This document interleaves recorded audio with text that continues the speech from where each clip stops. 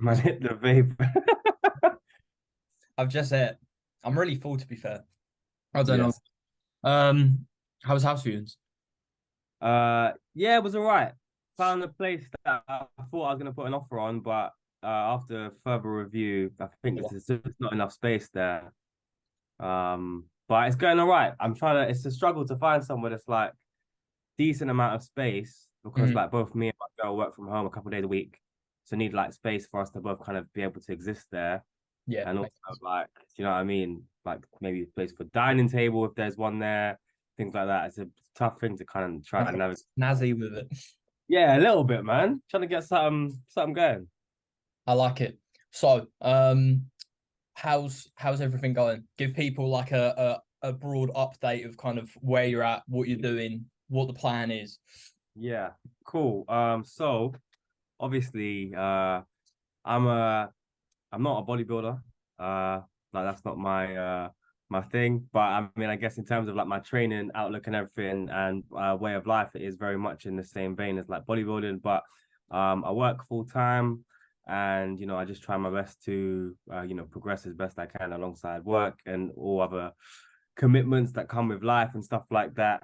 I kind of say that I cruise between like 80-90% in terms of bodybuilding and leave 20 to 10, depending on, whether it's, well, really depending on whether it's summer or not. And I'm going to be going to festivals and stuff and work out how much time there is there. But yeah, at the moment, I'm trying to get shredded. Me and Max completed about 6.5 months push-up phase, which went really well. So now since then, been trying to get shredded. I think I'm about, in total, about 15 weeks in, Mhm. but I kind of did the first 12 weeks. I went to a festival, I went on holiday, and I had two work parties in that time as well. So it was to say it was suboptimal would be quite generous. It was pretty up, but I still took off about 4 or 5 kilos in that time, which is all right for still kind of doing everything else. And then when I came back from the last festival, I was just like to Max, you know what, like let's just push it a bit more now. I haven't really got anything planned for the next few weeks, so maybe let's just look at like 8 weeks or so, kind of digging properly. And so since then, taken off about taken off about almost 5 kilos, which kind of shows the difference between like 10 weeks worth of work, but still kind of being more balanced. Mhm. 5 kilos versus 3-4 weeks worth of like strict 100% work. And that's, almost another same amount done in like less than half the time. So, Mhm. yeah, interesting. How are you finding like the currently, like how where's your head at with like everything? So, I'm in a good spot now. I had a bit of a wobble like a week and a half ago Hmm. where I was just suddenly like, I think the problem is when you don't, and you might be able to relate to this, but when you don't have like an actual end thing that you're going for, right? If it's not like a show or a photo shoot or something, it's a bit like Why am I it, doing this? it's all up to you, right? Do you know what I mean? So it's like it's like, well, I could actually stop this at any time. Mm. And obviously you can do that anyway if you're prepping for a show and stuff, but it's different because you have an actual finite goal in mind. So I had a kind of bit of a mental wobble where I was like, is there really any need for me to even be cutting right now? Like I was like looking in the mirror and I was like, I think I look fine. You know what I mean? I'm like, Mm. this is all right. But then I was like, this is stupid. You actually want to, Mm. but things are getting a bit difficult. And like again, it's one of those ones where is it actually that deep? Eating a bit less food and jumping on a stairmaster in the morning, it's really not. The master But suck. sometimes it just gets in your head. You know what I mean? And you feel like you're like climbing Mount Everest.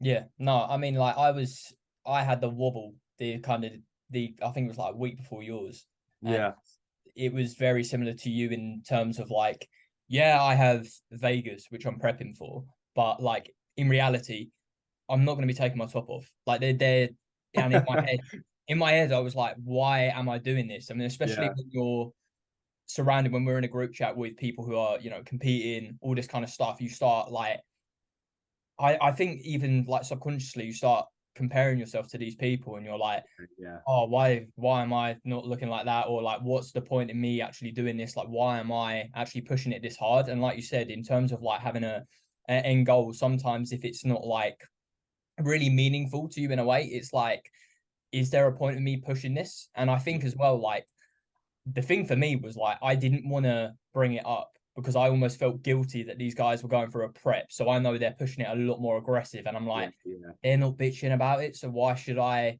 like bring it up?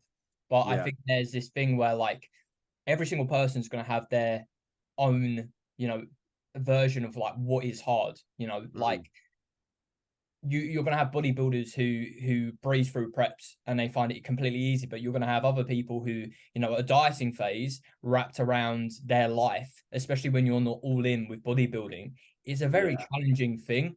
Oh, uh, 100%. and I think especially through like coaching other people and kind of learning that, everyone is going to have different circumstances. You can't compare your individual circumstances to someone else, because even though you see all these people on social media, and this is like a massive point of the podcast and like my socials, and something like I'm trying to spread is like you can project how you feel, and you don't need to feel guilty about that, because no one's circumstances are the exact same. No one's going through the exact same job. No one's having the exact same day to day. No one has the exact same stress, and you shouldn't feel guilty for voicing that, because I think it's just I think to a level it's very kind of like motivational in a way to see like all these people like digging fucking deep, and you're like, oh, I want Yeah. to be like that. But I also think there's massive like value in sharing like the hardships, and it's why I always say to people like just voice how you feel, Mm. because you never know who, like especially as a coach, you never know who might be following you, you never know who might like relate to exact circumstances. And if they can see that like you're going through this and you're managing all these things, maybe they're like, oh, maybe I can do this. Yeah. But yeah, it's a weird mind game, especially when you're dieting. 100%. Also, it's like you got to remember that it's all for you. Mm, Even if you're just jumping, even if you're going on stage, right? That's actually a selfish goal, right? You're doing it for yourself. It's not that anyone else actually cares. The only people that care is obviously going to be the people who are competing against you. Do you know what I mean? mm, It's not like you're doing something for like some higher purpose. Yeah, it can be your dream and things like that. And like everything is just about yourself. And so I think that's why when it comes down to like whether you should complain about things or not, I'm like, listen, if it is hard, then feel free to talk about it being that way. Because also that's part of the benefit of what you get out of everything, right? It's like completing something that's hard and breaking through that barrier and achieving a goal that was difficult to get is massively valuable, right? And if it was, it's obviously so cliche, but if it was easy, everyone would do it. Do you mm. know what I mean? It's true. It's like how now, like for me, waking up before work and going doing cardio is nothing. Do you know what I mean? Like it doesn't feel like doing anything. But Mm, if someone else was to even try and do that one day a week, that might be a huge battle for them to even wake up at a mm, certain time. Do you know what I mean? But that's just this difference for different people. Some people are able to eat 1,500 calories a day, like me, that would ruin my life. Do you know what I mean? So it's just different for everyone, and it's just yeah, it's so hard to not compare yourself to other people, mm, but it's the thing that you have to try and focus on the most. And I think even at a certain point, you get to the point where you don't need to compare yourself to other people because you've now got checking photos going back so far along. You can actually compare yourself to yourself. And sometimes when you're like cutting and you're flat as hell, and you're looking at like your last physique when you would like just get to the end of the cut, and maybe you've had a refeed and you're feeling full, and you look at that picture, you're like, oh, I wish I looked like that and stuff like that. So mm, it's such a mind game, but I always just try and just focus on right now, you know what I mean? Focus on today. I don't even think about I used to always try and plan out the perfect week mm, and plan everything and be like, cool, this how every day is gonna go. This is the food I'm gonna eat on every single day, blah blah blah. Now I do still do that to a certain extent, but I just focus on today, do you know what I mean? And like earlier today, I normally eat like every 3 hours roughly. I had a huge gap between my first meal and my second meal. And like back in the day, that would make me feel mad stressed. I'd be like, oh, I need to eat something or whatever. But now I can just cruise and yeah, no worries. It's weird how your mindset changes towards certain things, because I genuinely think since like joining Max, like I've had this massive shift, and I know I blabber on about it a lot, but like I just feel like there's so much value in like I used to be so obsessed with bodybuilding to the point where it was like has to be meal plan every single day. I have to go do to the gym, do this. I can't switch up my workouts. Like today, for example, there was like a cable in use, and like me prior to Max, I would have waited like I genuinely would have waited as long as it takes. But like Yeah, how I'm 100%. like I value my time is me switching up one exercise to a similar exercise gonna Yeah, belong? No, not really. And sometimes it's nice to switch stuff up. Like you yeah, enjoy it more. And like I just had like two beef mince and cheese flatbreads for my post workout, and like old me like you need cereal because GLUT4 and all this uptake. And yeah, exactly. That's what I mean. It's tough, man. I think I used to be the same thing, and I'd always be like, I almost had a sense of pride where I'd be like, oh, I will wait 30 minutes if it takes 30 minutes to wait.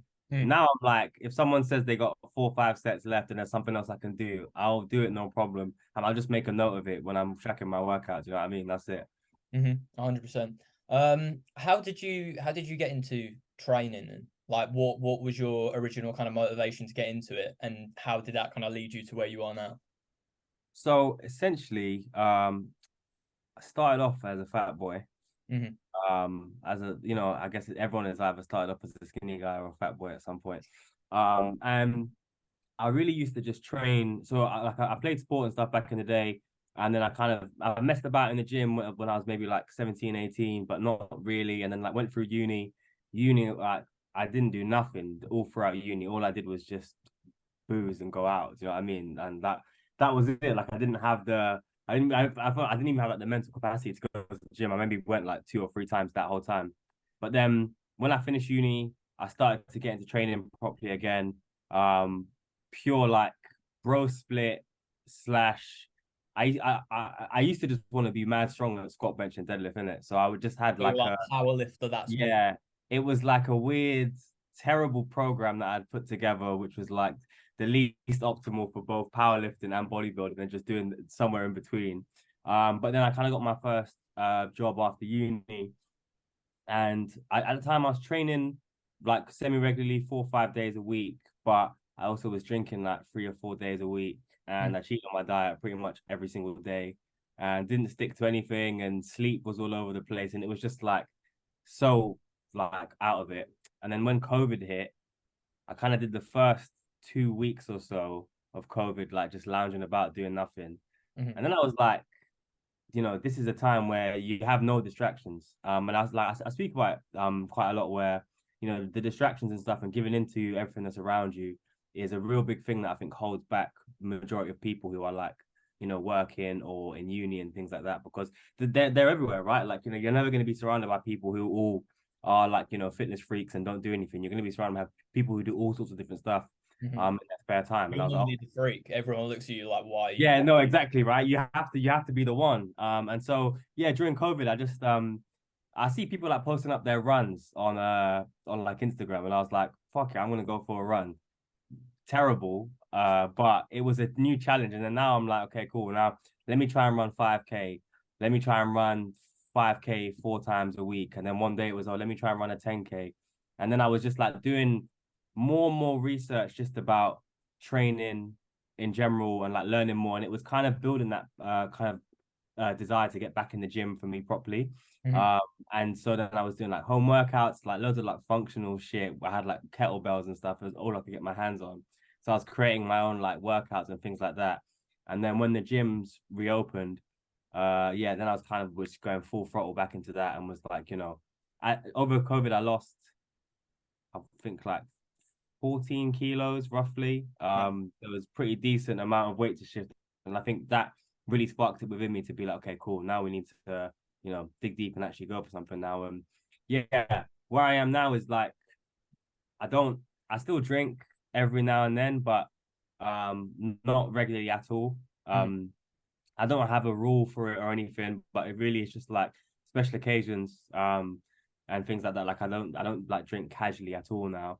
Mhm. But that's not because of it. That the main reason is just because um like it's just because of the impact it's gonna have on my training and my lifestyle. You know what I mean? It's like I've now managed over so many, and I think it's important to note this, over so many failures, right? So many times of me saying, okay, cool, let me just do 4 weeks without cheating on my diet, and then I cheat 2 days later, and let me do X amount of time without a drink, or let me just do one weekend without going out, and then I'd fail it over and over again. And through doing that many, many, many times, you learn more and more about yourself, and you start to like that's how you actually start to switch your values up. And now it's like I value my training over most other things. Mhm. That's able to put me in a space now where when I go to work, you know, people, I'm still surrounded by free food and snacks every day. There's drinks every week, like every day of the week and whatever. And I'm able to say no to everything unless it's you know, special occasion stuff. And it's a spot now where I finally have found like a balance that does work for me, allows me to kind of reach my goals and stuff and actually like stay happy about it as well. I think that is the biggest thing, like finding balance, because like you said, I think a lot of people make these extreme changes so early on, they get to the point where they're like, oh, this isn't manageable. And they just expect, like, they think that's what you have to do to get results. Because I mean, a lot of these people who like follow certain individuals, you're like, if you're a Gen Pop person and you're following like, you know, this bodybuilder who's been it for 20 years and you're Yeah, seeing it's like useless to you. doing all this stuff, and then you're like, oh, I have to recreate that, and then you do his workout, and the DOMs are obviously going to be like, to the point where you feel like your lats are falling off because you Yeah, haven't trained a day in your life. It's really about like establishing that balance. Like that is the biggest thing. Like 100%. the consistency and balance is what's going to lead to like long-term success, and that's what you need to establish like really early on. Yeah, no, totally. And I think, yeah, I mean, everyone's done it. I've done it as well, where I'm like, you know, I wake up and I'm like, cool, I'm gonna just munch chicken, rice, and broccoli, and I'm gonna do this same workout that I've seen this other person do, and I'm gonna cut out everything.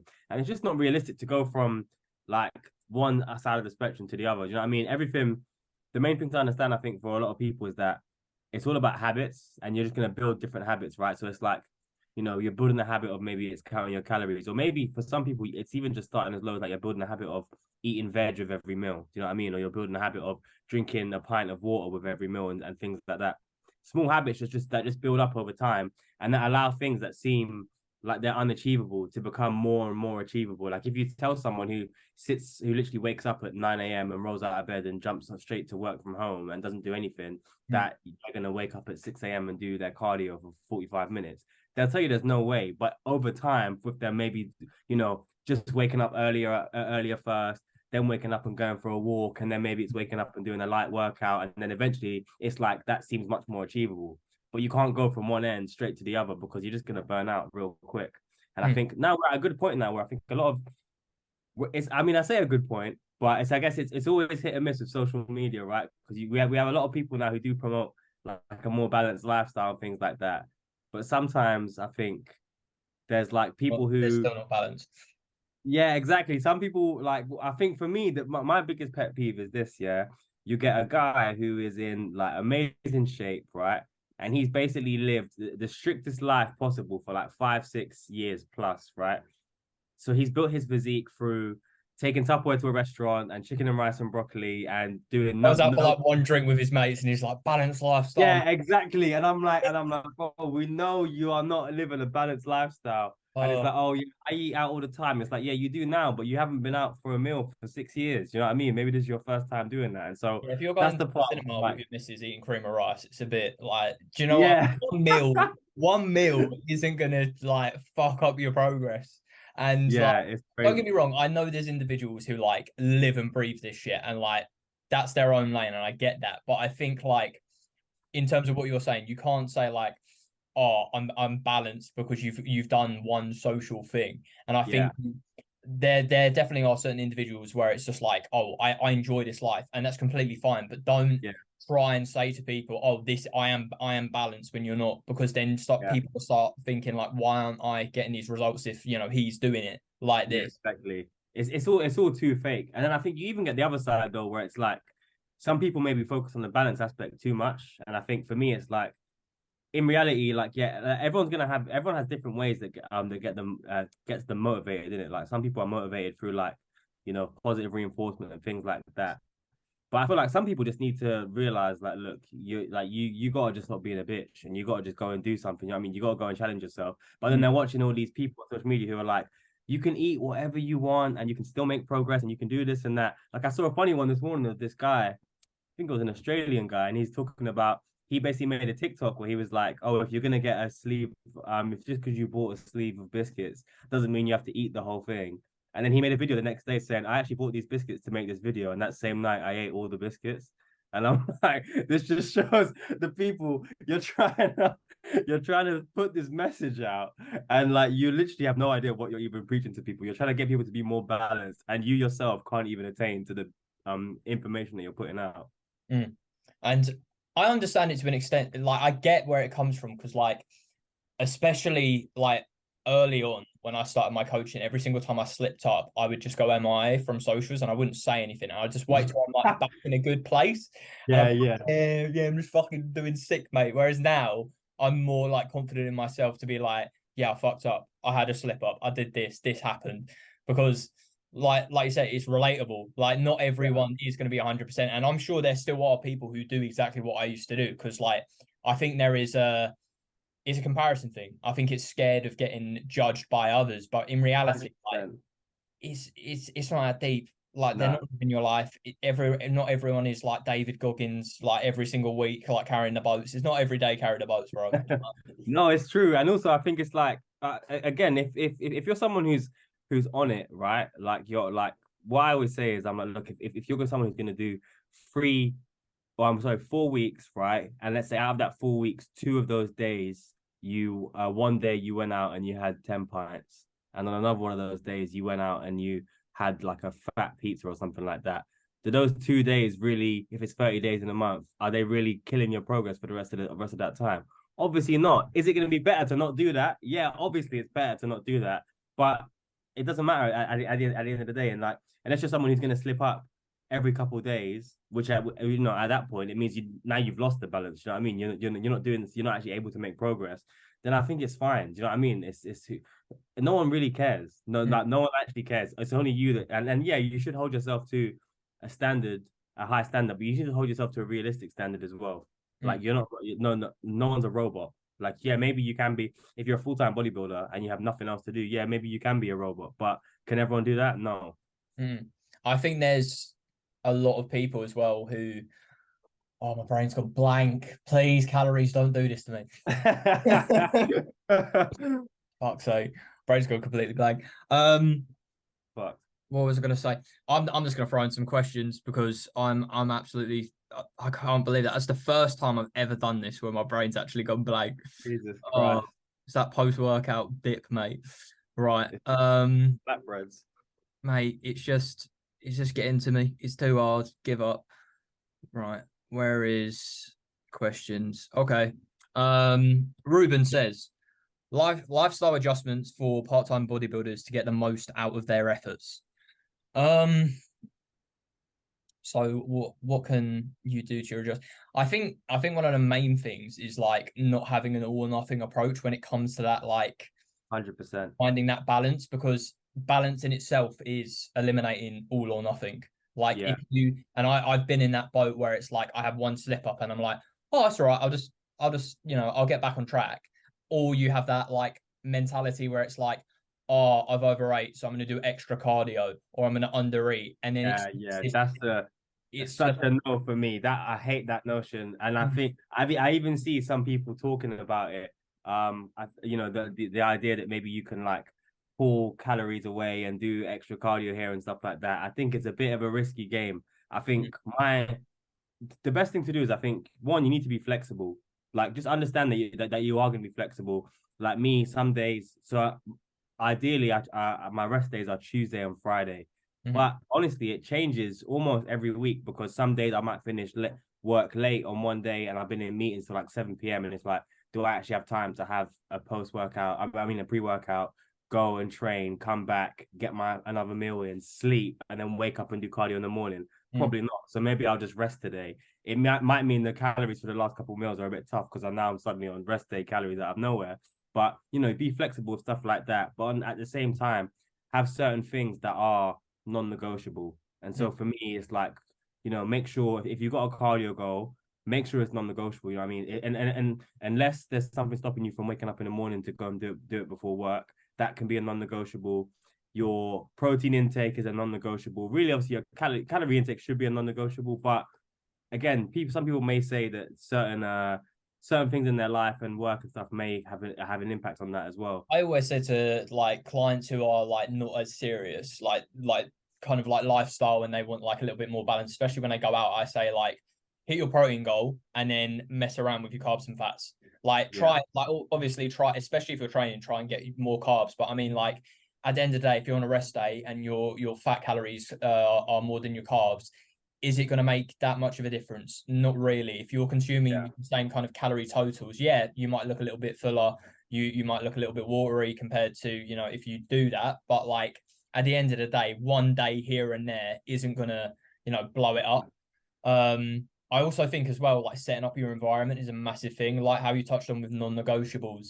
I think that figure out what works for you. Like if you're someone who, you know, if you've got biscuits in the house, you eat the whole sleeve, don't buy biscuits. And like obviously No there's some, brainer. yeah, like if there's I know there's obviously going to be some people who are like living with their parents. I live with my parents, you know, it's hard sometimes to resist that stuff, but you either need to, you know, discipline is a massive thing and you need to work on that over time. And, you know, if you have these small slip ups, I think the biggest thing is just don't beat yourself up too much about it. Because Yeah.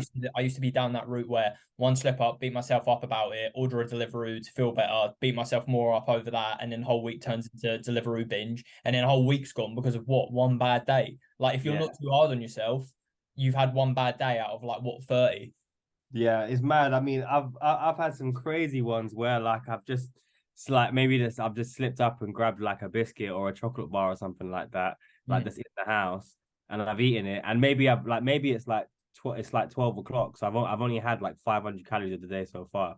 Could very easily just work this in, but now I'm like, oh fuck it, I'll just eat everything now because I've had a fucking biscuit, so I'm gonna eat everything, and it's like, why would you go and do that? You know what I mean, there's literally no reason to do it, but it's when you try and commit so much in your head and you try and put that standard on You're on like, oh, yourself. I fucked up once. I might as well like properly fuck up. Yeah, it's almost I like I mean, might as well just make the most out of it now. Like I've already had a biscuit. oh, you had a I'm biscuit and it's you're like like, yeah, I'm gonna do a beard meets food challenge, yeah.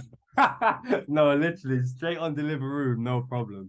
Just But yeah, like no, non-negotiables is it, and yeah, finding what works for you, absolutely. Because you know, are you someone who if I've heard people who like meal prep on a Sunday mm, and then they take their meal prep to work and then they're like, I actually don't want to eat this. Do you know what I mean? Because they prep that's something. wild to me. That's so wild. You know what I mean? But people do it because it's Mm, just like again, it's just about what you value. So it's like cool. Maybe your non-negotiable should be either that you eat the prep meal that you fucking mm. prepped, or you know, you're gonna pick a if you're gonna go and eat out every single day, pick something that's actually gonna be, you know, within your macro. Have a Yeah, or give real yourself like a dedicated day where you're like, okay, I don't have to. Like normally for me, what I tend to do now, on my like normally if I've had like a really good week, what I'll do is I'll prep all my meals for like training days, and then on rest days I'll be like really more free with my macros to like kind of like lay back because it is hard, like especially if you're on a set meal plan, you're eating the exact same meals for like 30 days. Like it does get a bit fucking bland. And it yeah. is nice to like throw stuff in there here and now. And I think one of the biggest thing for people just getting into the gym, understand your meals do not have to be fucking bland. They do not have to Yeah. be fit. You can actually cook. It just takes a bit of effort. You don't have to be like as much as I love cream of rice, you don't need to be slamming it every single meal. I've seen some people's stories and I'm like, like I get it digest well, but like cream of rice for meal one, meal two, meal three, meal four is wild. That Yeah, is so crazy. mad, bro. Yeah. I've seen one of the worst I've seen is just plain oats as a carb source throughout the day. So I it's thought you were like gonna say chicken. the egglet.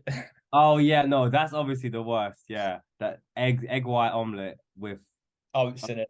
is disgusting. But I've seen someone have like plain white chicken and then a bowl Boiled of oats rice. on the side. And I'm like, really? Like of all things you could make. And it's just like it's the same But thing. Dorian did it. Like Yeah, it makes no sense. Well, what I don't get is it's like cool. You can have chicken and rice, or like you could literally have that same chicken and rice, but maybe you fry it all together and put some vegetables and some soy sauce in it, and now it's something a bit different. You know what I mean? Or a different sauce. You know, I rinse hot sauce all the time. I literally just have bowls of whatever, just slather hot sauce on everything. But yeah, you can eat whatever you want. You can just make it work. yeah, I mean it's understandable if you want to cheat on your meal prep if you're just eating bland chicken and bland rice and then all your mates around you are eating like Five Guys, like no shit. Yeah, Oh, that's I gonna mean make that's the most dangerous thing. I mean, in my office, there's always like donuts and shit coming around all the time, and I'm just like, sense. it could be very tough to How to do stick. you how do you deal with like because you've mentioned it to me like once or twice, like you obviously have people around you in your environment who don't understand the day to day. Like I'm in a similar situation because obviously I work at Sainsbury's and I still have people like, you get sly comments here and there like, oh, can you have that? You should be Yeah, eating yeah. that. Like, Oh, all that kind of stuff. it's But like, so how do annoying. you? Because you're like obviously in that a lot more. How do you deal with that personally? So I think the main thing is that I want to say is that I didn't always deal with it well. I think one of the things that held me back on this journey altogether was I did struggle with the idea that people didn't really understand what I was trying to do. And like people would question you a lot. And I think it did used to bother me, Mm. but it bothered me in a weird way where I just kind of gave in, you know what I mean? And it was like, oh well, no, I can go for I can go for a meal with everyone and have the fish and chips. I don't have to have like the chicken salad or whatever. And it Mm. was like a weird thing where now I'm like doing this to like prove to other people that I'm like normal. And it's like, well, that's not really what I want. But now, for me, I just kind of like I've But just people can really envy that to an extent. Like yeah if you're then still going out for meals, but you have a certain level of discipline, and then people are realizing that, oh shit, Zal's coming out for a meal and he's lost like 10 kilos. Like that's quite mad. yeah You know what I mean? And then they start like, 100%. how's this No, work? it's true. But yeah, but see now I can do that. Now I can go to any meal and I'll make sure I have the strength. But a lot of people have the mindset that when you go out, you got to eat, you have to indulge massively and things like that, which you Mm. still can. You can enjoy a meal. Like I went through a funny phase like last year where I'd always have like just chicken salad, but I'll get chips on the side because Mm. I had the room for it. But I was like, instead of me getting like a burger and chips and then a side and stuff, you know what I mean? I was like stuff like that. But you can make it work. You know what I mean? You can fit stuff like that into your plan. But in terms of like understanding, I'm dealing with people not understanding kind of my approach and things like that. Now I think I've just really accepted that this isn't something that majority of people want to do. You know I mean, majority of people just want to live um via full like comfort and just impulse and things like that. And there is nothing wrong with that at all. Like there's absolutely nothing wrong with living like that.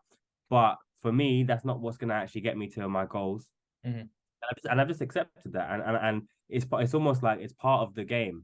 Like I'm not gonna be in a situation where everyone gets it. And over time, people will understand it more. Like I have certain people at work and things like that who they don't ask any questions about what I eat and stuff now because they've seen me eat the same stuff all the time and they see me turn down meals to go and they see when the box of donuts comes around, I'm like, nah, I don't want one. Like they've just accepted it. But yeah, people will still make their jokes and whatever.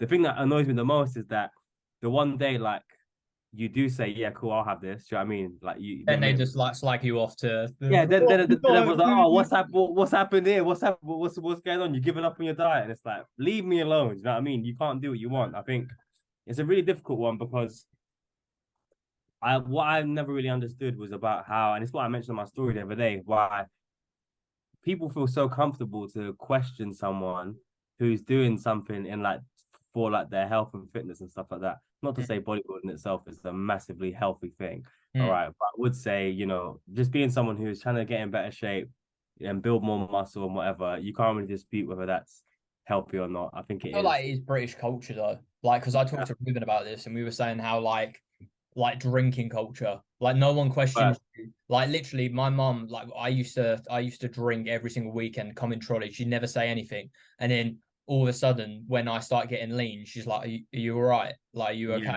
And then like I 100%. get creatine, she's like, "Is this steroids?" And I'm like, "Yeah, No, mom. no, just like leave off. It isn't at all." Yeah, it's mad, isn't it? I think it's so accepted to just drink. I think the drinking is the hardest thing Mm, that holds so many people back because I think it's so easy to just be because I mean, look, like let's be real, a lot of people enjoy drinking, like that, mm, like it's a fun thing for a lot of people to do, but like the culture of it, like at work, for example, and not just necessarily the place where I work, but just like the industry and other places as well, like it's so normal to have a pint at lunchtime on like a Thursday or a Friday. And mm. then after work, everyone's like at the pub, or people are like handing bottles of beer around when it's like 3 o'clock, 4 o'clock. Like it's such a normal thing to do. And it's like it's the only I was watching Chris Williamson's podcast and he said it's the only thing, it's the only drug where if you don't do it, people think you're weird. Mm. Yeah, Like and I think that's like such an odd perspective to put it because it's like imagine if you turned down like heroin and people were like to you, oh, whoa, why? what do you mean, mate? Like But yeah, it's a weird thing. Like I don't understand why, but it's the reality is that majority of people are not happy with their physique. Mm. Like it sounds fucked, but it's true. Majority of people aren't happy with the way that they look. They don't feel like they're healthy. They don't feel strong. Some people are overweight and things like that. So it's like, do you want to do what all these people who are fitting in this category do? No, you probably don't. So does it actually matter whether you're doing something different? If you look and feel better and you're happy, that's what it really matters. Just I do think a you. lot of people as well are scared of that initial judgment. Do you know what I Yeah, mean? Like, hundred especially if you're percent. like an overweight person, like when you try and start doing this kind of stuff, or you're a very skinny person, people are going to start taking the piss out of you straight Yeah, away. And definitely. I think that fear in itself stops a lot of people doing it. And then when they see someone else doing something they want to do, they then project onto those people like, Yeah, they don't want to. There is a lot of people like as like I'm not one of this mindset, but I do believe it to be true. There are a lot of people within day to day who don't want to see people do better than themselves. Like 100%, one it, hundred it's percent. such a weird mindset to have, and this is like Tom reshared like I reshared one of Tom's clients the other day, and he put a post up afterwards, and he was saying like, oh, I find it so like I'm so grateful to have someone who would like share clients, like another coach sharing clients, and like there's enough clients. There's enough, like, whatever you do in life, if you work hard, you can get to where you want to be. Me sharing Tom's client isn't going to fail my business. Like, Yeah, it's hundred my percent. life. People aren't gonna now move over to him immediately. Do you know what I mean? Exactly. Do you know what I mean? Like, people buy into different people, people have different desires in life. And I think having that kind of mindset where you're putting people down for wanting to do something which is maybe outside the norm is just so weird. Oh, Like, I find it 100%. so weird. I think it's odd that you say that as well, because I mean, like, I remember when I first started training, I used to be embarrassed to tell people that I went to the gym because they used to Mm. feel like I didn't look like I went to the gym. And I Yeah. was always like, I just want to look like I go there. And then I And can people tell make people that snide I'm comments. going there. Do you know what I mean? Because then it's like you tell people, oh, I'm going to the gym. People are like, oh, really? I used to worry about that. But then it's like, who cares? Do you know what I mean? Just do what you want to do. And if you're doing something for yourself, it's like, it's only going to be a positive. Yeah, like I've been training since I'm 19 and my calves still look like I've never trained them a day in my life. And it eats away at me every single day when someone makes a comment about my calves. And it's the most common comment I get. But like you don't give up just because someone Yeah. gives you a bit of shit. Like you're not gonna get anywhere in your life if you just kind of adopt that mentality. This leads us on to kind of another question quite well. What has the bodybuilding lifestyle taught you outside of the gym? It's a good question. I Mhm. think the best thing for me that it's taught me is that one, the benefit of doing stuff that's difficult. I touched on it earlier about how when we do things that are hard and we actually are able to achieve something that was difficult to get there, like you're able to appreciate it so much more. It means so much more than just doing what's easy, and like it's much more of an achievement. And I think you can apply that to anything. You can apply that to anything that you're trying to do, even if it's like work related, if it's in terms of like your life in general, a new goal that you're setting out for yourself, a business venture, anything like that. You can understand like the benefits of doing something hard, and Mm. also, of course, just the delayed gratification. The best thing about bodybuilding is everything takes time. You can't, and it takes time and it takes consistency. Like if you could do one workout and look sick, then everyone, you know what I mean, everyone would do it. But it's because everyone knows that it's going to be like, oh, okay, cool. Is it going to be a 12-week transformation? Which to some people is already, it seems like it's too long. I'm like, if I could do something crazy in 12 weeks, Mm. sign me up. But Mm. it's like, cool. I'm gonna go and grow for 24 months. You know what I mean, I'm gonna hit everything I can over and over again, day in, day out for 2 years. And for some people, it's like that's crazy. I think But being able to do stuff like that, it teaches you how you can do that over time. I think that I was just going to say, I think that's why there's so much hate towards like a lot of natties. Because I feel like, especially when you see like someone who's shredded, right? And I said this to Ruben again, like you commonly see like when a lot of people give you hate, they of course they're not going to look through your profile, but I think that the idea of like bulking for like 8 months straight, where you're so consistent to the point where body weight is going up week every single week, you're tracking your food consistently, you're training as hard as possible, and all of a sudden like someone sees like you're now like 14 kilos heavier in better Yeah. condition, people are just like, that's not possible. Do you know what Yeah, I mean? yeah, 100%. Yeah. And I mean, it's weird because I think I always was a big time hater of natty bodybuilding That just was because I. I just much preferred like really all I really watch was classic physique, and then I'd watch the Open, and that was it. That was all I cared about. Mm. Nothing else. And I was like, listen, natural bodybuilding is just not it. And over time, I've been able to kind of shift my view and almost just separate them as two different sports. And also, I feel like now that natural bodybuilding is on the rise a lot more. I'm able to see a lot more natty physiques that I'm like, okay, this is actually a sick physique that I rate big time. Because I think that's the problem as well. Like when you're natural and if you actually get to stage condition, which now I think it's mad. If you look back a few years ago, I was even just watching a video of like the men's physique Olympia. Mm. I think in like 2013 it was. And the guys on the stage, hardly any of them are even like actually shredded. Mm. But now you see like, I mean, like you see people like Finn Kelly at the moment, who's like got to be like 4% body fat on some of his Yeah, pictures he's that he's posted. wild. He's looking insane. Do you know what I mean? And now we actually see like Natty's getting proper shredded. Mm. And yeah, it's always been a case of like, oh, if you're natural and you get that shredded, you're gonna look small. But we're people are learning more, man. People are looking better and better over time, and I think I'm appreciating the Natty physique a lot more now than I Mm. used to. Mm. There was another one. Right, we've got some questions from Tom. He asks, have you ever wanted to jump on cycle? And if so, what stops you? Interesting one. So, the answer is yes. Every day of my life. No, I'm joking. Fight with Max, give me test. Yeah, I was gonna say no. So, honest truth is, I think last year I kind of had a bit of a thought to myself, and I was like, maybe I could go kind of all in on this like bodybuilding thing, and jump on and just go and give it everything and see what happens. And it's just like, because I think now not a problem, but obviously now we know a lot about safe use, like safer usage and things like that, and the safe use model and stuff. And we understand a lot more about ways to do it without essentially like completely fucking yourself.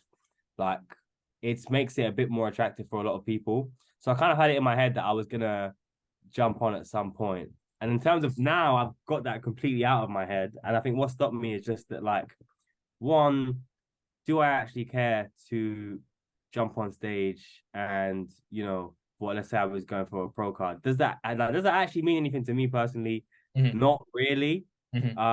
And I think in terms of where I'm at now, like I'm 27 years old. I know everyone thinks I'm like 35, but I'm 27. I have no reason like I have a lot of my life set up. I've already got a career. Mm-hmm. Like I'm going to be starting a family in a couple of years and stuff. Like I've got a lot of things that's already going for me, and in terms of that, like yeah, I almost feel a bit like I'm too late to pursue Mm-hmm. that kind of goal, and not even to It's pursue it. never too late, mate. You can jump on tomorrow, you know? No, it's true. That is true. But I feel like it's too late for me to kind of have that goal in mind to do it the Mm-hmm. way that I would want to do it personally. Mm-hmm. And would I at this point take years off my life potentially to achieve something like that? I probably wouldn't. Mm-hmm. I mean, Uh, I'm in the exact same boat. I mean, I've touched on it multiple times, but like I'm very grateful. Like I've gone with Max because I feel like it's opened like my whole like outlook on terms of like what is achievable, how I can have balance and still have a great physique. And like the reason I wanted to go on gear was like not the right ways. Like I was like, I want to be bigger because I hate my physique, and realistically never even committed to a bulk. So like one, stupid. Two, to like increase my business, which was such a stupid idea. Like the yeah, fact, that's crazy. yeah, like the fact that I would potentially take years off my life just because I wanted my business to get better quicker is such a wild idea. But looking back on it, but like at the time I was like, oh, this makes sense. Like this is, I feel like especially when you get into like bodybuilding, like I've said it to you, like my following was just all enhanced lifters.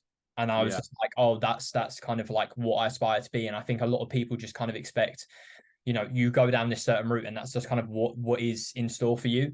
And I yeah. think like I compared myself to so many people where I was just like, oh, I saw them go on gear, I saw their business grow, and I was like, that's the only way to do it. But I think from taking a step back and kind of reassessing everything, I was like, this is just a stupid idea and it doesn't make sense at all. No, definitely. I think for me, also one of the weirdest things is I think for people who are like, fans of bodybuilding and training in that way, it's Mm, obviously such a normal thing. But anytime that the topic of that kind of comes up in a different circle, I remember speaking to a friend of mine. He does like calisthenics, type workouts and things like that. And he was asking me about my coach and stuff.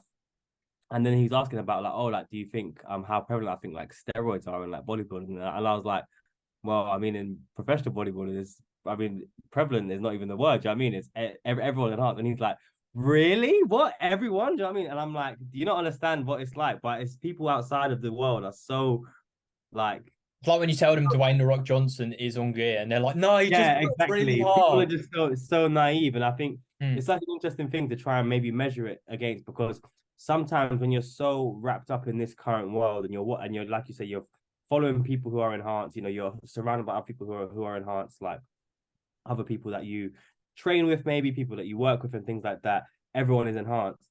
It feels like it's the normal thing to do. And yeah, exactly. it is. It is obviously if you are trying to be a pro bodybuilder, it is the normal thing to do. Mm. But if that's not actually what you want and like it's genuinely a burning dream desire for you, Mm. you don't really have any reason to do it, in my opinion.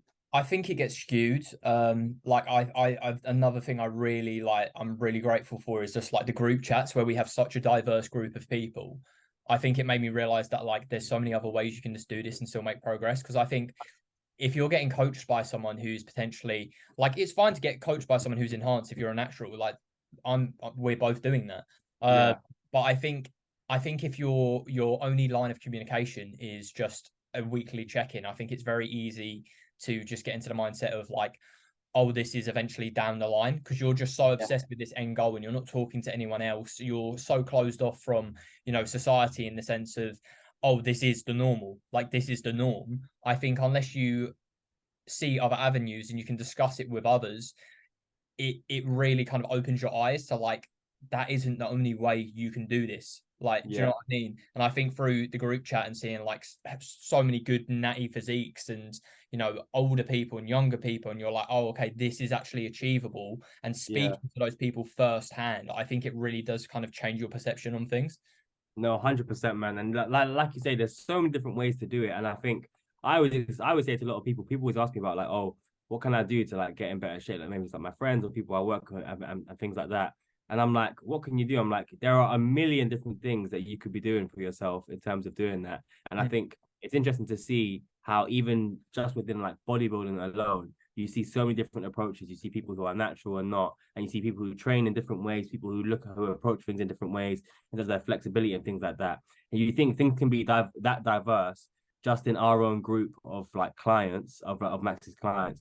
Now imagine if you were to open that same view up to every single person who does something for their fitness. You'd have millions of different ways to approach things like that. And Mm. so, yeah, like you say, when you just have that check in with someone and you're thinking about that end goal, you become so tunnel vision on something that it actually is just not representative of actually probably what's really out there for you. Mm. I think this is why as well, like why the fitness culture sometimes is like so toxic. Like when you have like Yeah, these bandwagons of people where it's just like, oh, this way of training is the only correct training. This way is this. You have to do it old school. You have to do it new school. You have to ban this. You don't ban this. Like, and this leads us on to the next question quite well.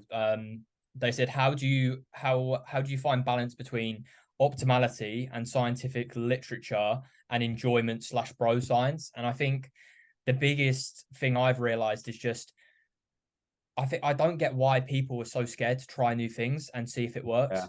Like yeah, it's 100%. it's fine getting coached by someone and it's good to have that guidance, but I mean, and I was part of that group where I was just like everything I'm being told I'm just going to execute to a T.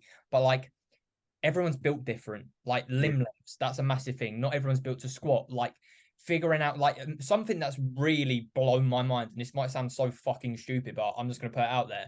I used to be like obsessed with dual rope push downs because I was like, this is the best way to grow your triceps. I started using Easy Bar the other day because there wasn't any ropes. The yeah, connection I get compared to a rope is fucking crazy. yeah, yeah, And yeah, I've been missing out on that for years just because I've been told, oh, this is more optimal. And yeah, yeah, it might be, and it might get me like 1% better over time. But like enjoyability is such a massive factor within your training. If you're going in 100%. optimizing every single thing, not enjoying your workout, chances are you're not going to be consistent, you're going to fall off, and your overall progress isn't going to matter, nailing all those things that are optimal. Yeah, 100%. And I think, yeah, you like hit the nail on the head. I think for me, I would say like if you're not willing to do trial and error, then maybe this whole thing actually isn't for you because you're not gonna there is no such thing as a cookie cutter way to do things. Like you have to find, like you say, what you enjoy and Mm, what you can do. And I think in general, I would say like training should be the most important part. Like mm, I don't care what no one says. Obviously, yeah, diet is absolutely important depending on your goal and things like that. But your training is going to drive you in the right direction no matter what, right? So you need to make sure that you have exercise that one you enjoy, two that you can progress, and also that you can actually perform well. Do you know what I mean? mm. You get people who say, "Oh yeah, I'm going to jump on the hack squat," but there's someone who but they are Oh, already my really knees good hurt. at back squatting, yeah, and then they jump on a hack squat and they can't hit depth on it. Mm. Why would you now swap out the back squat with a barbell for a hack squat if you can't do it properly? Do you know what I mean? It makes no sense. And so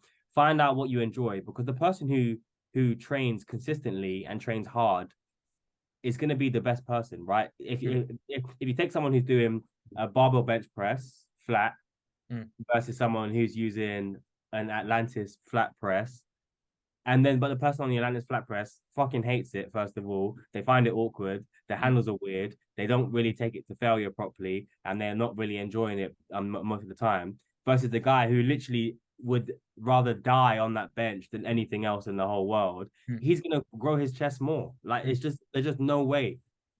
It's like logbooking as well. Like, don't get me wrong, I use rep count and I still like logbook stuff, but like I'm not as tedious as I used to be. Like I would literally go into every single session, take a picture of my numbers and be like, right, this has to happen. And I remember it giving me like anxiety to a certain point where like Yeah, you're turning up every single week to your session, and you're like, oh, I don't really want to do this. And it gets to the point where like you kind of resent training. And don't get me wrong, it is important to an extent to have some kind of grip on your numbers to know that you are progressing over time. But I think, there's loads of lifters who don't use logbooks. Like AJ Morris's client, Els Fitness, she does that.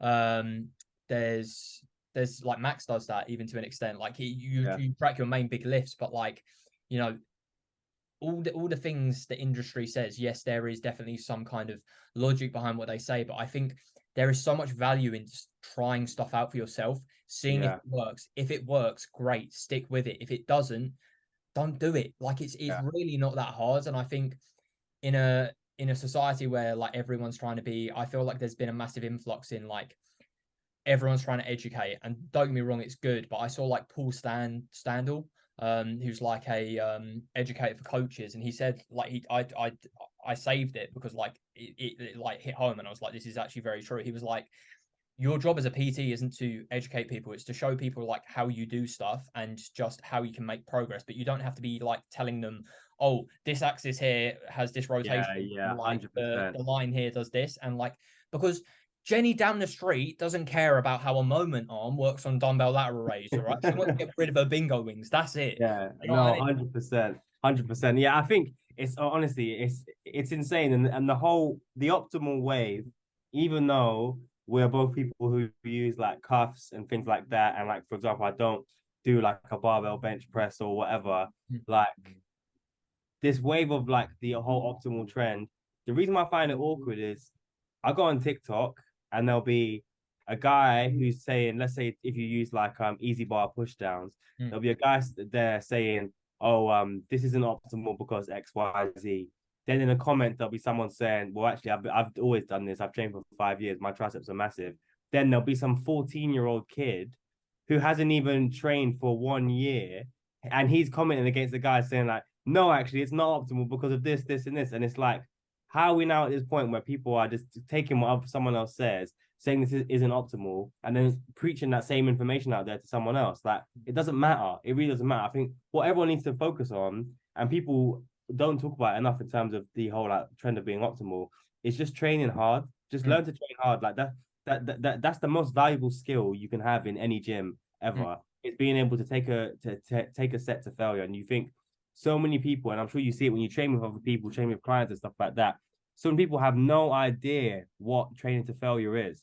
Mm. And it's like you got to get to a point where you are so critical of whether you went to failure or not. Don't even worry about anything else. Like that is much more important because you can jump in there, 4 exercises, 2 sets each. Doesn't matter what exercises they are, as long as they're hitting the right muscle groups, and take them all to failure. Learn to do that. That's going to be way more valuable to you over time, rather than learning which moment arm is better than the others. You know what I mean? Yeah, no, it's true. We'll touch on 2 more questions and then we'll wrap it up. Harry said he wants to know our journeys, so like why you started, when, feelings throughout, and your motives and motivations. I know we've like briefly touched on it already, but like if there's anything else you want to add to it, feel free.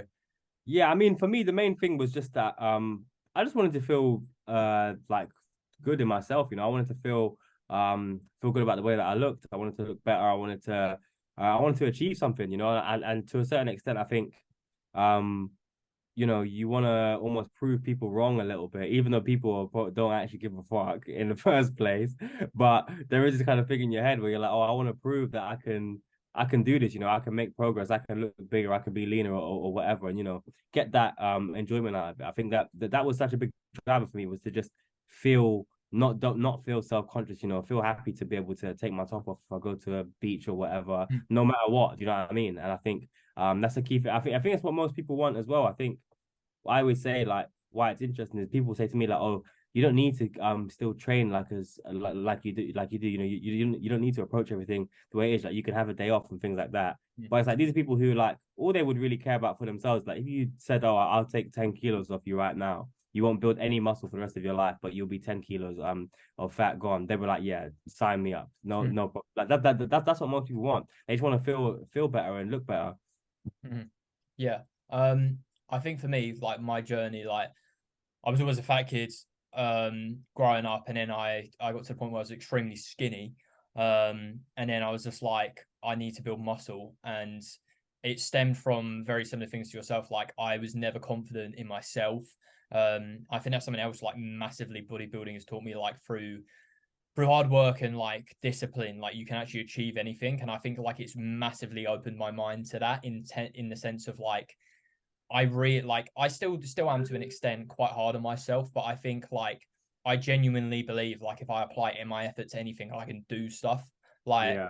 I was talking to Ruben after the podcast last episode, and he was like, I'm thinking of like starting a podcast, and I was like, mate, just do it. Like the idea when I first started this, and don't get me wrong, this doesn't rake in like tons of views, but like I'm doing it because I enjoy it. And I believe that if I stay consistent with it and I still do it, it's gonna provide value and people will see that. And like I don't have an end goal of being like, this being a massive Joe podcast, Rogan. but like, yeah, exactly. But like at the end of the day, I enjoy doing it. It gives me an opportunity to build better relationships with people I care about. And I think that's like a really massive thing. I think my motivation for like bodybuilding has just been like, I want to prove to myself that like I said, like I can do what I put my mind to. Um, 100%. because I think growing up, because being a fat kid, I think my self-worth was based off like my appearance, because like you're always told like, oh, you're fat, or like you're ugly and this kind of stuff. And I think that for me, it was more like, okay, they've said this, I'm going to prove them wrong. And, through that, I'm just going to show them like what hard work does. Because I remember as well, like after I left school, I was very lost. I went to a recruitment job up London, realized I hated the work, like an office job wasn't for me. I left that job because I was like severely like bullied and fucking hated it. And then I went to another recruitment job because I was too scared to actually get another job, because I was like, the change is too big. Yeah. And I eventually got fired from that job. And I remember sitting there and I was like, I literally have nothing to show for my life. And I remember being like fucking depressed as shit. Yeah. I was like, I'm gonna change this. I'm gonna go all in with fitness, and I'm gonna get through this. And then fucking COVID hit, and I was just like, right, this is class. But I'm grateful in a way, because I genuinely think if COVID didn't happen, it wouldn't have forced me to pursue like coaching and having this career, because without that, I would have lived in comfort in a way and not seeked that kind of discomfort and like chase those other options out there. And I think that is such 100%. a massive thing people kind of undervalue within the gym. Like you it's not just like, yeah, you look better, but I think turning up every single day, especially when you don't want to, and pushing yourself to beyond what you thought was possible of yourself daily, the consistency of that does mad things for your mental. Mate, it is huge. Brain. Yeah, 100%. I always say, like, once you do something that you know is difficult, right? You know from beginning before you even start it, this is going to be hard, and you go and you push through it and you actually do it. Like the mental boost you get from that is insane, and I think that's probably what a lot of people are missing out on, and why a lot of people are, picking the lane of like doing something that's more comfortable, because that part is like you just don't understand how good it is when you go and you have it like even you wake up, you had a shit night's sleep, all you want to do is you want to just have like you'd love to have a fry up and just get back in bed, and you go and do it 45 minutes of cardio or whatever, and afterwards you feel like a machine, you know what I mean? You feel like you've Mm, done something amazing. mm. 100%. I actually had a couple questions. I'm gonna Yeah, pull fine, one fire. or two real quick just because I was Yeah, no, begging. I completely forgot. There's no rush, by the way. We can stay on this for as long. I was just thinking from your time. I didn't know if you had to No, zoom. I'm sweet. I'm gonna go and pick up the dog after this, but I've got some time. What dog have you got? It's a French bulldog. Oh, manly man. Like it's my girlfriend's dog. It's not my Yeah, dog. yeah, yeah, yeah. But I'm looking after her today. Yeah, I got a few bangers. I got one from someone very annoying who asked me why my choice in Perform Way is very poor. Oh, okay. That's a great question. Why is your choice in Perform Way so poor, mate? So just to give context, if I'm gonna rank my top three performs right now, it's tough, but I think my number one is gonna be probably the lemon cheesecake. The lemon cheese, nah, it's lemon cheesecake or carrot cake. I like both. Both are banging. I'm on the carrot cake again at the moment. You know what the funny thing Um, is? I haven't even tried it, but I just love slating you for it. no, I know, but it's a brave flavor to try. So I'd have lemon cheesecake, carrot cake, and then probably chocolate orange, maybe is Mm, at the third one. But my reasoning is this, right? So let's say, for example, like double chocolate perform. Yeah, it's nice, but you can get chocolate protein that tastes nice from anywhere. yeah. Same No, I as know what you mean. you get salted caramel anywhere.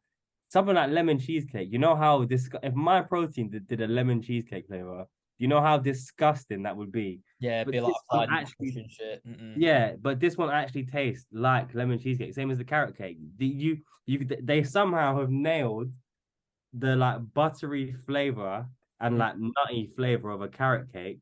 mm. Yeah, the carrot cake one's mad. Max always slags it off, and it really Yeah, pisses me because off. he's an Like, idiot. he is Listen, stupid. Max, if I've, you're I've listening to listen. this, sort it out, mate. I'm gonna say it again. I've said it before. Max has literally given me a scoop of whey with hot water in it and told me to drink it. And when I called him up on it, he said that is how he drinks his whey. So I'm not taking any discussion from him at all. Makes But sense. yeah, that's my logic behind the perform flavors. The point is this company nails good flavors. Mm. Let me have stuff that's a bit outside the box. No, I do agree. Like, I like cinnamon donut Yeah, genuinely, cinnamon but donut is good. it's a very different one. And then I don't really like. Do they do a coffee flavor? Because I think that would slap. Like a really nice. I'm not sure if they do, but I don't really like. I like coffee, but I don't like things that are coffee flavored.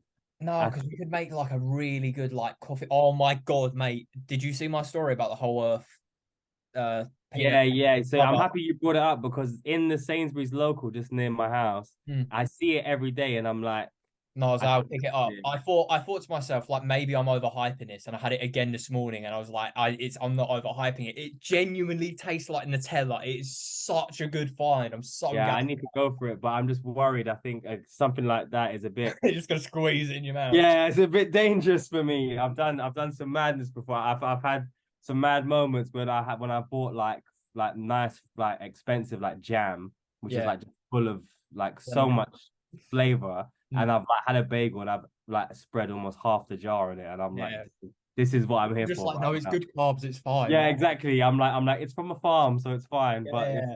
it's literally like 300 calories worth of jam. It's insane. I remember the first time I bought like the dark chocolate sea salt like a week ago. I had my whole daily fat because I ate the whole bar. I had one square and I was like, Everyone's done it. "Ugh." Everyone's done it. Yeah, I've had it before. All of those, I've stopped buying any flavored dark chocolate time ago because Yeah.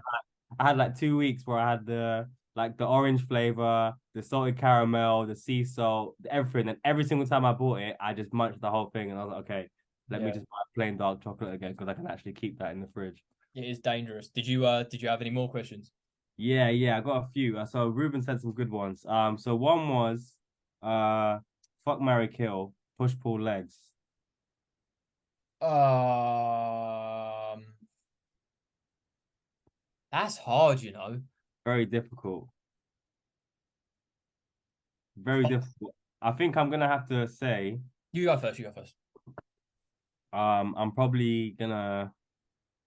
It's tough. I've got a married push. Mm-hmm. Push is the best day in the gym by far. As long as you're well, actually, if especially if I'm eating 3,500 plus calories, then push is the best day of my life. Yeah. Um, in a diet phase, maybe not so much. Yeah. It's brutal, I isn't it? might kill. This is gonna be controversial, but I might kill Paul Mad. because I think, and I said this to Max like maybe a month ago, up until we rearranged my split, like I don't know how long ago it was now, maybe like 5, 6 months ago. I've always been like pool day is a bit meh. It's a Mm. bit like it's a bit repetitive. It's just like doing the same thing from different angles and stuff. So I might do that. And then as someone who's a bit taller, I have to have legs because if I didn't have legs, I'd be like string bean. So Mm. yeah, that's what I'll probably go for. I'm gonna be slightly different. I'm gonna fuck Paul. Actually, no, I'm gonna fuck legs. Because I like legs. Um, but I can't commit to that long time because that's just gonna mess me up. Yeah. I'm actually gonna marry Paul because recently I don't know what's gone on. I used to resent Paul, but at the moment my programming with it, I just connect so well with my back. It's crazy. So I'm gonna have to kill off push. So that's controversial as fuck. That But is in a crazy. deficit and it's not the best. So is what it is. Yeah, no, I'm with you on that. Push is it's the feeling when your pressing movements just disappear is hell. Do you know how dead it is when you do a push workout and you don't have a pump afterwards? Yeah, it's That crazy. is top 10 most cursed moments. It reminds me when I first started training and I didn't have any chest and I almost didn't understand what a chest pump was because I Mm. just couldn't get one in my minuscule chest.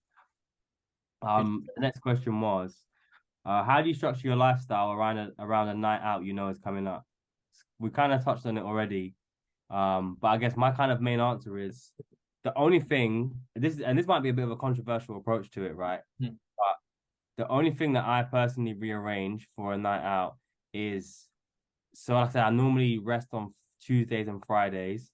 If the night out is on a Friday, for example, I'll train on the Friday and Mm. rest on the Saturday Yep. so that my week isn't disrupted at all. And then all I do is I just make sure every other day apart from that night out, I'm just hitting the exact goal that I have for the week. I don't like to pull calories and move them around and things like that Mm. personally. I think you're better off just sticking to the same consistency. Mm. Otherwise, you now have like I don't know when for me when I change things around a little bit and I'm switching things up and pulling things, it messes with my head a little bit, and I prefer to like I said, one night is it really going to do that much damage over in the long term? No. So let me just do the same cardio, same calories, and just make sure I can train and hit all my goals for that week, apart from that night out. So this is why it's good though, because everyone has like a different like way of doing it. Like I personally, I do pull calories. I'll normally like I'll prioritize the majority of my carbs pre and post, obviously, because it's gonna have the biggest influence. I'll probably fast in the morning. Oh my god, why does my hamstring always fucking crack? Okay, no, you sit. Oh, oh my god, it's Jesus still Christ. cracking. Oh, right. Sorry When about did you even do legs? Jesus Christ. I did posterior, so I did 4 sets of lying Oh down, yeah. actually out. Um, Sorry, forgot. oh my god, that was so bad.